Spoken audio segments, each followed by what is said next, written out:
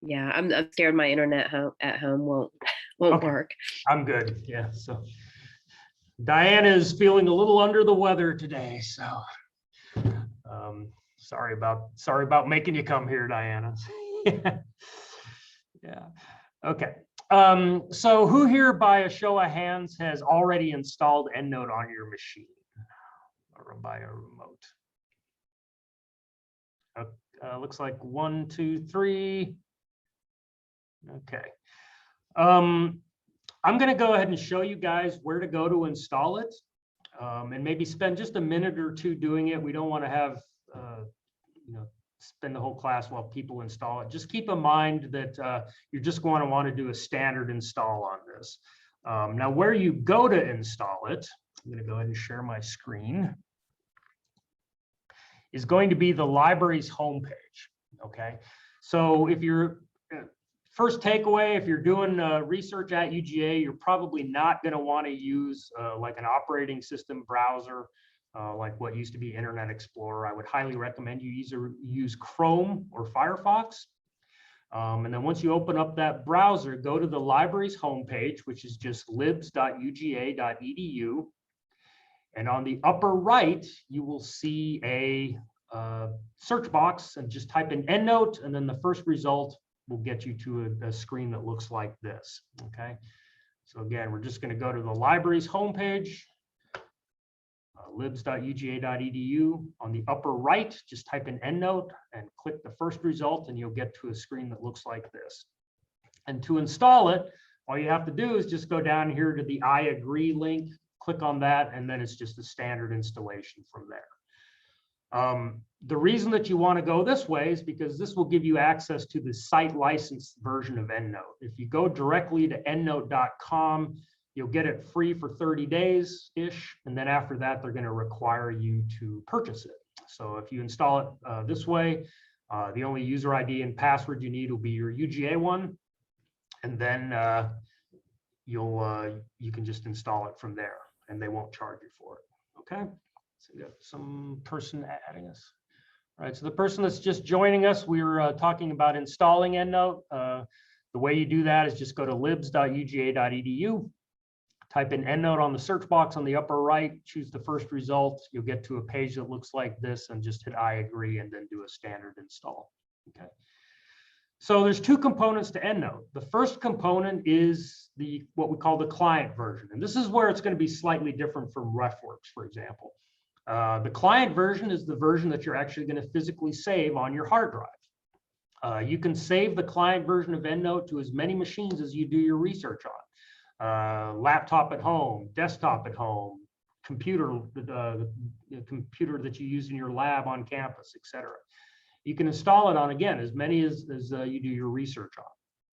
The second component is the online component, which is essentially Endnote Online.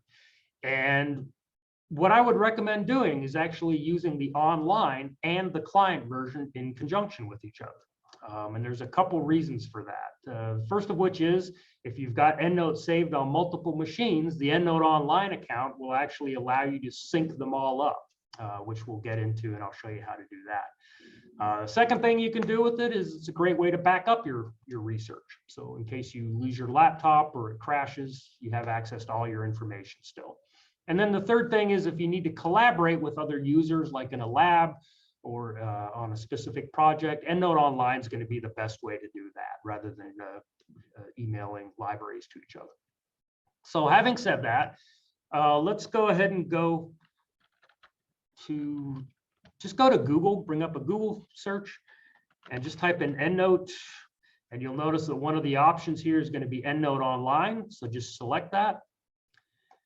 And then just go to the Endnote login link. And then I've already done it, but what you guys are going to want to do is you're actually going to want to register for an account. Okay. So let's go ahead and just do that right now. So go ahead and just do the register for an account option there. And it's going to be fairly standard. I would recommend using your UGA email address for this. and then give you guys maybe 2 or 3 minutes just to make sure that you've got an Endnote Online account set up. And then once we've done this, I'm going to go ahead and show you guys. We'll get actually into the client version of Endnote and start enabling different features there, one of which will be actually syncing up with this online account. Okay, just give you a couple minutes there. To the individual that just joined us, we went through installing Endnote, which you can do from the library's homepage, libs.uga.edu. And if you go up to the upper right, there is a site search there. We've got a couple more people joining us. Just wait.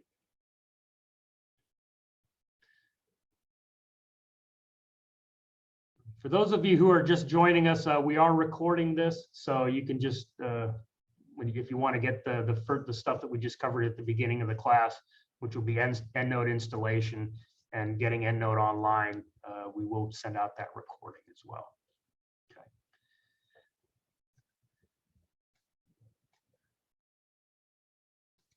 So I'll give you guys another minute to set up your Endnote Online account. And once you've done that, your Endnote Online library will look like this. Again, the reason that we want to set up an Endnote Online account and use it in conjunction with the client version of Endnote is that this will allow us to back up our libraries from our hard drive. It will allow us to collaborate with other users. And then also it's going to allow us to sync up all the different libraries that we have saved on various computers so that they've all got the same information in them. Okay, just do about another minute with that.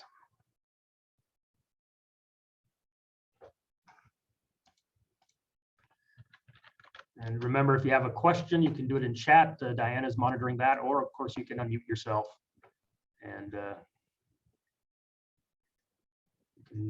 meet you that way.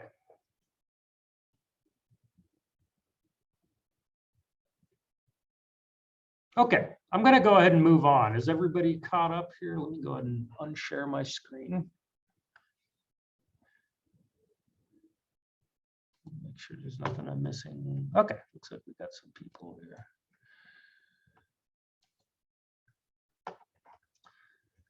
Okay, and now I'm actually going to bring up my Endnote library. So first thing you want to do on your machine is just go ahead and double click on the Endnote program that you have saved on your machine.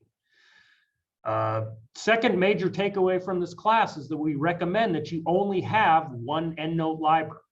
And the reason for that is very simple. That way, rather than having to sync up multiple libraries on a machine, you just have one, which is going to be a lot easier. So having said that, you're going to want to actually organize your Endnote library that you have saved on your machine. Say, for example, you want all the citations that you've saved for your thesis or dissertation to be in one area. Citations that you've saved for your group to be in another one. Citations that you have for a specific grant, for example, in another one. So the way you do that is you open up your Endnote library, which I would recommend just saving on your desktop. And on the left side of your screen here, you should see a My Groups. All you have to do is right click on that.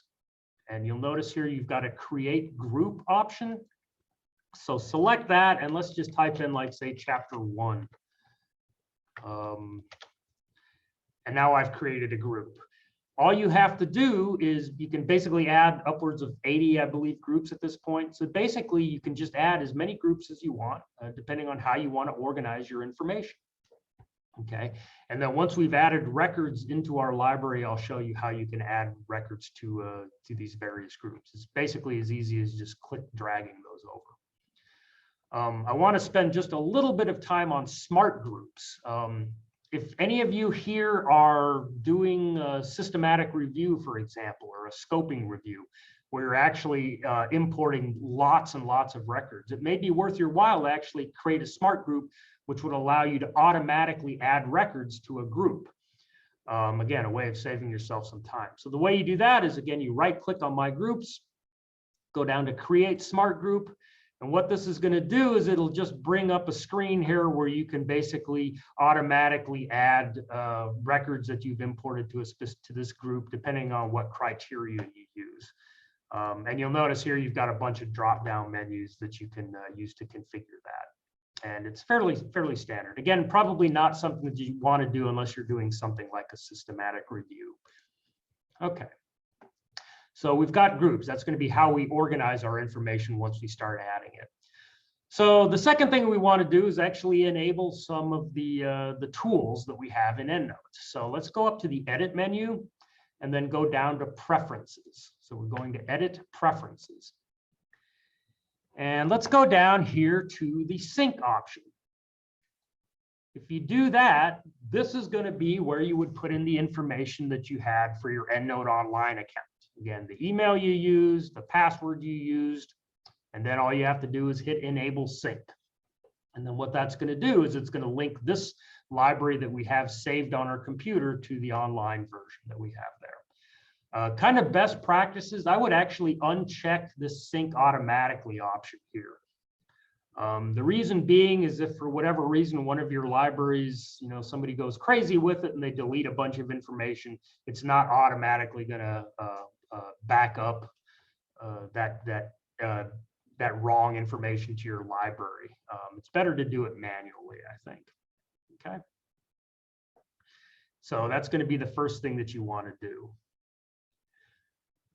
The second thing and this is a feature of Endnote that's perhaps a little bit different from other citation management systems, is this PDF handling option here. So if you click on that, if you're the type of person that likes to do your research by saving a bunch of PDFs to your desktop, Endnote will actually help you with that process.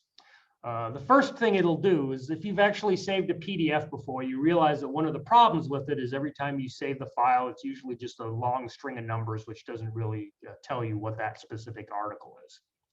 So the first thing that Endnote can do is you can actually have it set so that whenever you import a PDF, it will look for this information and basically title whatever that PDF is based on whatever you've got here. So for example, if you choose author to your title, it'll put the author, the year, and the title of the article in every time it imports a PDF. So that's going to be pretty useful in and of itself. Only works about 75 to 80% of the time, though, because it depends on how old the PDF is and where you get it. Some of them are just older and they don't have that information readily tagged. So it's not foolproof. The second thing, if you're a person that does that kind of research, is Endnote is not so good about looking in subfolders. So what I would recommend is just creating a folder on your desktop, call it articles, and then stick all of your articles or PDFs in that specific folder. And then all you have to do is down here under select folder, you just go to wherever that folder is, select it. And then if you have this enable automatic importing, again, we don't have a folder set up. If you check that box, every time you open your Endnote library, it's going to look in that folder and automatically grab and import any new PDFs that you have saved. Okay. So is it a useful feature or not? I think so, but it also depends on how you do your research. Like I said, it's going to be best used for people that's kind of how they organize their research process. They go PDFs first. So that's the second tool to keep in mind. The last tool that we're going to talk about is this Find Full Text option. Endnote, it's important to remember that unless you're importing PDFs into Endnote, Endnote doesn't necessarily automatically snag the full text of the articles that you're importing. Okay. Usually what it's going to do is it's going to grab the citation information, the abstract, the title of the journal, the author. So if you actually want to link up the full text of the article, you would need to do the Find Full Text option. And what you would need to put in here is going to be a couple things. The first of which is this open URL path, and the second of which is this authenticate with URL. So I'm going to go ahead and show you where to go to get that information. Stop sharing. Then we're going to go back to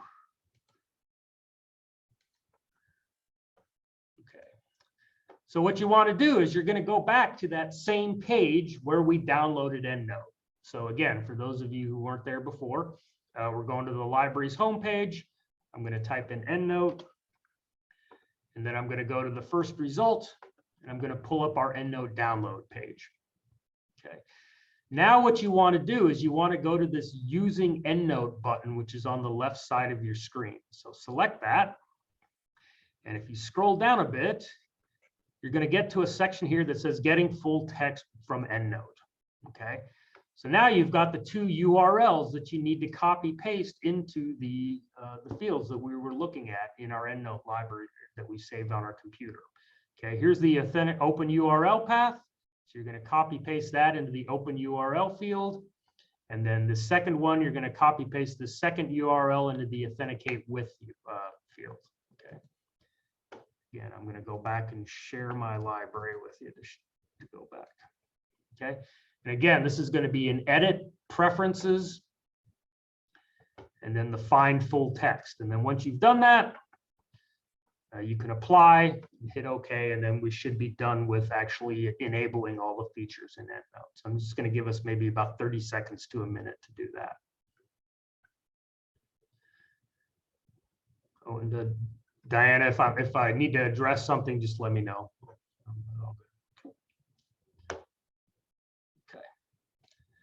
So while I'm waiting on everybody to get up to speed here, essentially what we've just done, what we've covered today, we've installed Endnote on our machine, on our hard drive. We've set up an Endnote Online account so that we can back up our Endnote library and collaborate with people and sync up all the Endnote libraries that we have saved on different computers. And now we've enabled the Find Full Text feature, and we've set up groups so that we can organize our Endnote library. And we've actually set it up in case so we can automatically import PDFs into our Endnote library. So we should be good to go with all the sort of the nuts and bolts configuration stuff after this. Okay. And while we're here, before we get into how to import records, I'm going to very quickly demonstrate how you can add a specific citation to a group and or look for the full text of it. So, and we'll do this again once you guys get some records in.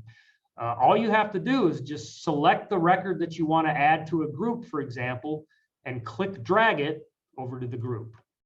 It's as easy as that. Okay.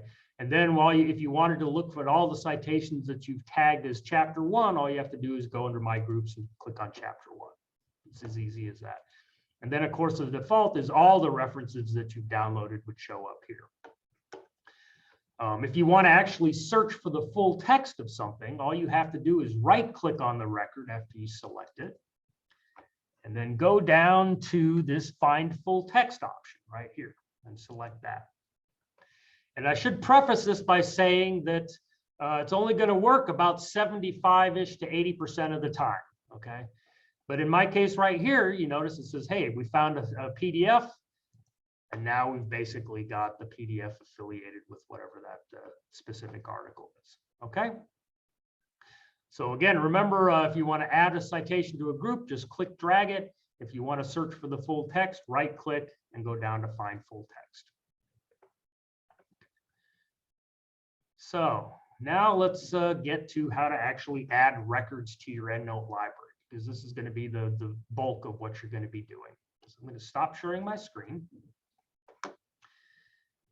And let's go back to Citation Management System. So I'm going to start with basically two resources. The big one I'm going to start with, because in a weird way, it's probably the hardest one to export records to Endnote in, is going to be Google Scholar. I'm assuming most of you have even probably heard of Google Scholar, even if you don't use it. Quite frankly, if you use Google Scholar, you're going to want to start from the library's homepage, and you'll notice that we have a little Google Scholar box here. I'm just going to go ahead and do a quick search. And the reason that you want to start on the library homepage is because it's automatically going to pop up this View It at UGA link. Especially if you're off campus, this is going to run a script that will allow you to get through UGA's paywall by using your UGA ID and password so that you can get access to all the stuff that we pay for. If you'll notice here in my example, we've actually got free access to a lot of it, but not everything's going to be available for free. So it's a lot better just to go ahead and access it this way. And again, that link's going to automatically show up if you start from the library's homepage. So I'm not going to, it's a little beyond the scope of this class to do a tutorial on how to use Google Scholar effectively. So if you have questions on that, you can actually talk to your librarian liaison and we can walk you through that. But once you're doing your Google Scholar search, you'll notice here under your results, you've got this little quotation mark right here. So if you click that quotation mark, it's going to pull up another screen. And if you scroll down, you'll notice that you've got a little Endnote option there. So all you have to do is click on that Endnote link, and you'll notice here on the lower left corner of my screen, I've got a little download file that showed up. All you have to do is click on that file. And you've probably lost my screen here, so let me stop sharing real quick and start sharing my Endnote library. And you'll notice here that what it's done is it's actually automatically imported that record into my Endnote library. Okay, so again, if I want to actually add this to a group, I just click, drag it over here to chapter 1. And if I wanted to check for the full text of it, I'm just going to right click on it and do the find full text option. Okay, so a couple things to consider if you're using Google Scholar. Go ahead and pull it back up here. The first limitation of using Google Scholar with Endnote is that you really can only get one record at a time into it. You're going to pretty much have to, so if you've got like 50 records that you want to add, you're going to have to go to the quotation marks on each one and add them just like we did. So that's going to be the main kind of limitation for using Google Scholar with Endnote. But having said it, Endnotes or Google Scholar is the closest thing we have that searches everything all at the same time. So if you really need to import a record and you're not finding an online version of it, try to do the search for that specific record in Google Scholar, and then that should allow you to actually import it that way. Okay, so that's Google Scholar, fairly straightforward.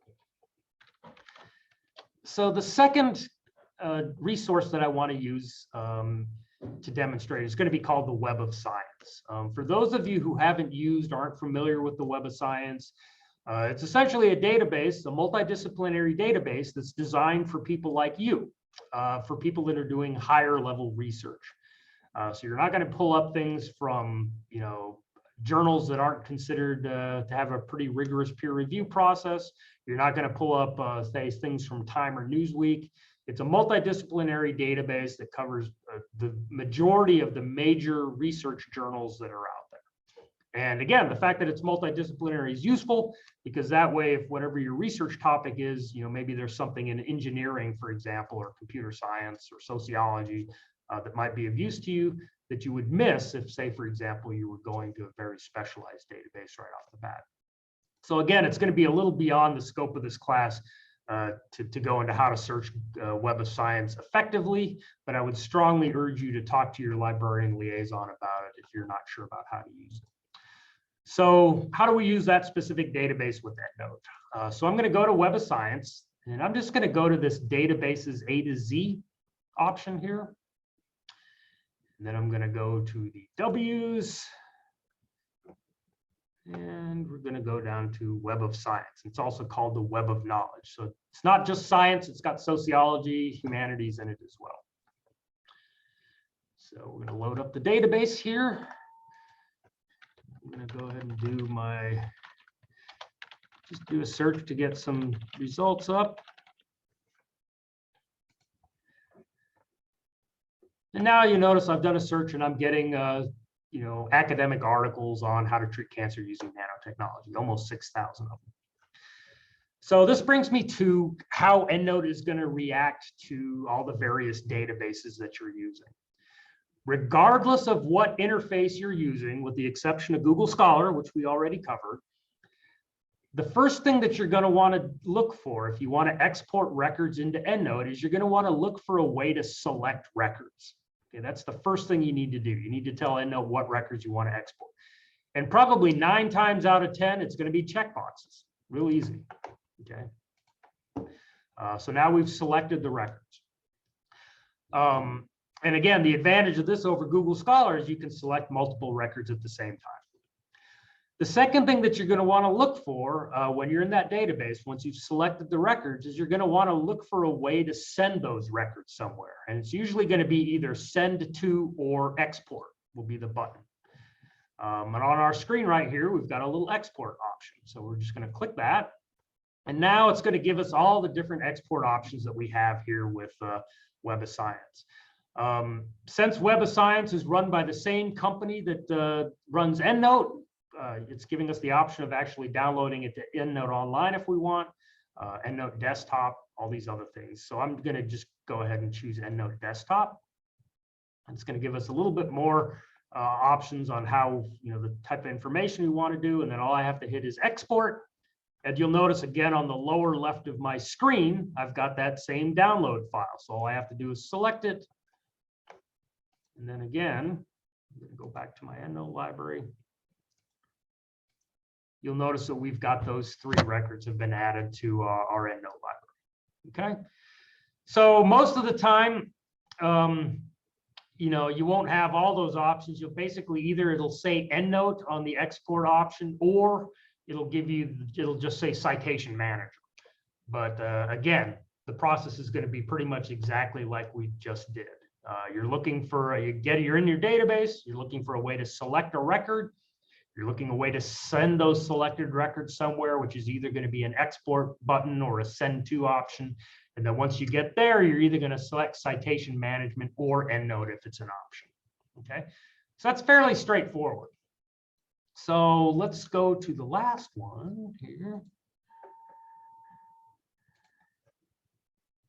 And I'm going to go back to the library's homepage. And I've mentioned a couple times, about the importance of talking to your librarian liaison as far as how to get tricks on how to use Google Scholar and say Web of Science, for example. So we're going to do a couple things here. The first thing of which I'm going to show you where to find out who your librarian liaison is.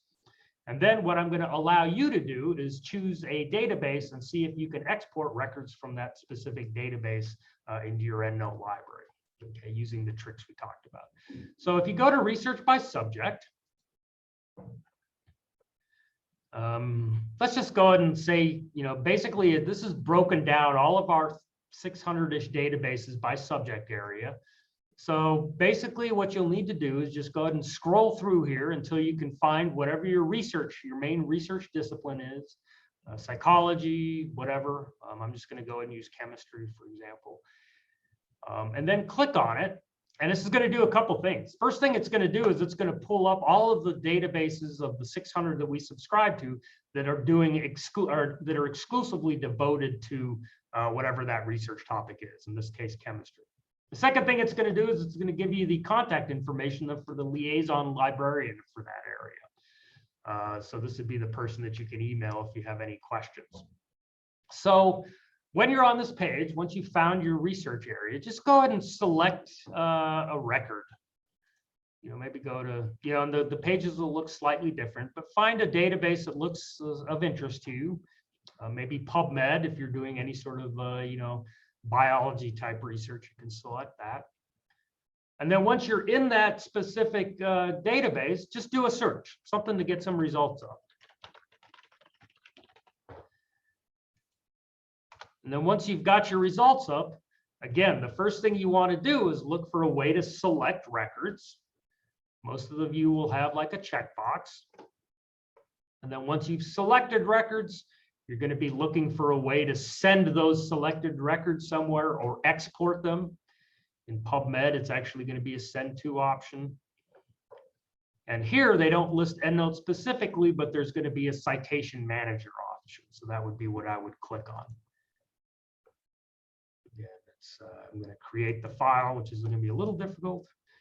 And then again, lower left, I have that little download file, which I'm going to click on to import into my Endnote library.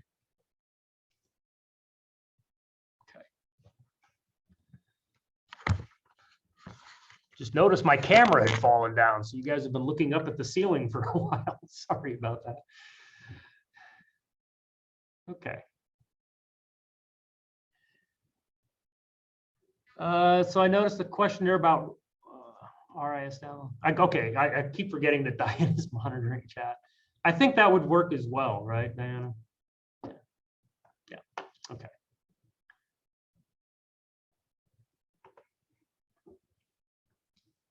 Give us just a minute or two to deal with this stuff.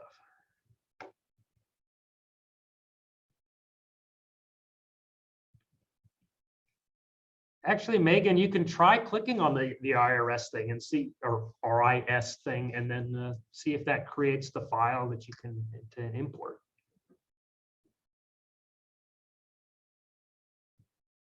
Yeah, there we go. Yeah.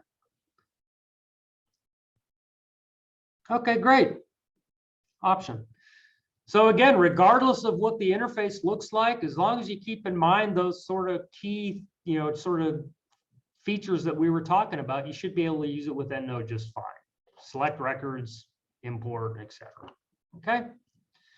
And now we've got the added feature of knowing who our librarian liaison is for our research area, if you didn't know that already. So now let's go to the magic part of Endnote, okay, which is actually how it organizes your works cited section. So the first thing we want to do is keep your Endnote library up and actually just select any record in that library. And the way that you would select a record is just by clicking on it once to highlight it. Don't double click on it. We don't want to open up the record. We just want to select it by clicking on it once. And now go ahead and open up your Word document. So when you open up Word, this is actually kind of one of the more annoying things with it. When you open up Word, you should notice that Word has added an Endnote, in my case, Endnote 20 tab to the Word toolbar. So when you install Endnote, it's going to be looking for Word, and it should do all of this automatically. Okay. And in that tab is going to be where you would actually get all the functionality for your Endnote, to how to actually get Endnote records from your library into your Word document. So what you would do is you would just type along as normal, like, I don't know, I am a genius. Let's just do that. You're writing a paper sharing that you're a genius. So you obviously want to cite that. So just put your cursor wherever you want the citation to show up. And again, remember, in our Endnote library, we have selected a record. So if you go up to the upper left here, you'll see that there's an insert citation drop-down menu. So do that, click that drop-down menu. And there's a bunch of ways you can do it, but I'm just going to go ahead and do insert selected citation. Oh, which I did not do. So let me go ahead and select a record. Go back to my Word document. Okay, is everybody seeing my Word document now? Okay, good. All right, so I've selected a citation. I'm going to go insert selected citation. So what that's going to do is a couple things. First thing is, wherever that cursor was, it's going to create an in-text citation for you, depending on what your citation style was. And then at the end of your paper, it's actually going to be creating your bibliography for it. Now, the default that I used was annotated, and most of us aren't going to be using annotated. So let's say that you want to use a different citation style from what's showing up there. That's very easy to do. If you go up to the top of your screen here, you should see a style menu with a drop-down menu on it. So select that, and you'll notice it's going to load with, what is that, about 7 or 8 citation styles, including APA, et cetera, et cetera. But let's say that the citation style that you want isn't showing up on that menu. All you have to do is do the select another style option. And now it's going to pull up the 600 to 800 citation styles that Endnote loads with. And you should be able to find the citation style that you want there. And keep in mind that most academic journals, for whatever reason, have their own citation style. I realize that doesn't make any sense, but what Endnote does is it does a very good job of actually tracking all those specific citation styles. So if I was going to submit something to American Antiquities magazine, for example, I could select it and hit OK. And now it's basically changed my citations to match the style for American Antiquities. And then it's also going to show up on the drop-down menu. But let's say I want to do the American Chemical Society style. All I have to do is click on that, and now we've got the American Chemical Society style that's showing up. Okay. This is actually one of the strongest features for Endnote and why it would save you a ton of time. You don't have to worry about what the specific citation style is for the journal you're submitting to, because Endnote can take care of that. And then B, you don't have to worry about, making sure that everything is italicized that needs to be italicized. It's a huge time-saving tool in that regard. And there's a couple other tools that you can do here, but honestly, most of the time, you're really only going to want to use just insert citation options with Endnote. Which brings me to my last part, which is how to get help with Endnote. I would say, and I think Diana will back me up here, probably 90 to 95% of the time, Endnote works smoothly. Everything's great. It's the best thing that's been invested since like sliced bread. It's great. Saves you a ton of time. However, when Endnote goes off the rails, it seems to go off the rails epically. Okay. So we can offer some basic tech support for you here at UGA. And I would actually recommend that you start with the librarians at UGA to see if we can fix your problem. Again, just from a time efficiency standpoint, we can get to it faster. The way that you do that is, again, you just go back to the page where you downloaded Endnote. I'm going to go back to it right now. Just keep in mind, all of the UGA Endnote stuff is going to be through that page. And here at the bottom, you'll notice that you've got a form, a link here where if you need technical support.